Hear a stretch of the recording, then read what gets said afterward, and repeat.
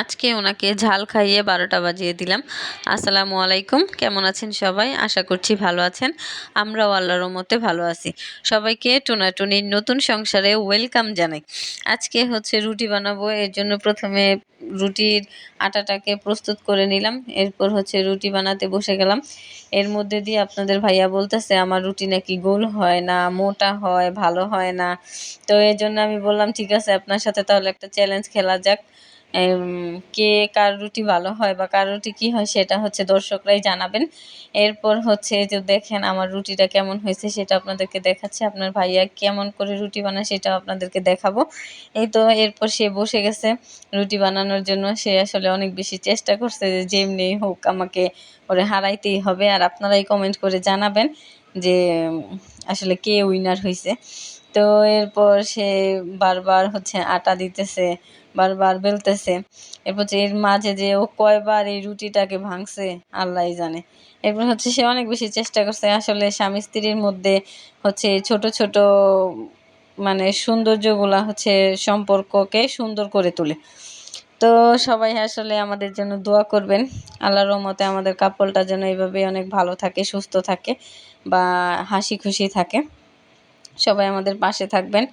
এরপর বানিয়ে নিব আলু ভাজি। এজন্য আলুটাকে কেটে সুন্দর করে পরিষ্কার করে নিয়েছি। আর আলুটা কিভাবে কাটছি সেটা আপনারা স্ক্রিনে দেখতে পাচ্ছেন। চিকন চিকন করে পাতলা করে 2 ভাগ করে কেটে নিয়েছি। আজকে রান্না করব বিহারি ভাজি। আমার আম্মু এটাকে বিহারি ভাজি বলে, জানি না এটাকে কী ভাজি বলে। আর আপনারা এই ভাজিটা খেয়েছেন কিনা অবশ্যই কমেন্ট করে জানাবেন। এর জন্য প্রথমে পেঁয়াজটাকে লাল করে আলুগুলো দিয়ে শুধুমাত্র লবণ ও পানি দিয়ে সেদ্ধ করে নেব। এরপর চিলি ফ্লেক্স দিয়ে এটাকে খুব ভালো করে নেড়েচেড়ে ঢেকে রেখে দেব, যে পানিটা আছে ওই পানিটা যেন শুকিয়ে যায়। আর আলুগুলা খুব সুন্দরভাবে আপনার সিদ্ধ হয়ে যাবে। এরপর তো ভাজিটার ফাইনাল লুক। আর আপনি আলুগুলোকে একটু ভেঙে ভেঙে দিবেন, তাহলে খেতে আরও বেশি ভালো হয়। তারপর আপনার ভাইয়াকে নাস্তা রেডি করে সামনে দিলাম, চান্দু খাও খাও, তারপর দেখবা কি হয়। এরপর আপনার ভাইয়া একা খাবে না, আমাকে নিয়েই বসছে। এরপর আমি ওকে খাওয়াই দিতেছিলাম, খাও খাও সোনা, ভালো করে খাও, এরপর পরে টের পাবা।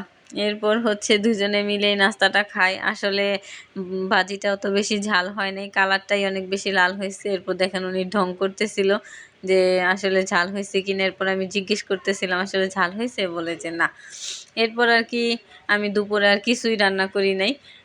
ডিপ ফ্রিজে বিরিয়ানি ছিল, ওইগুলাকেই গরম করে নিছি।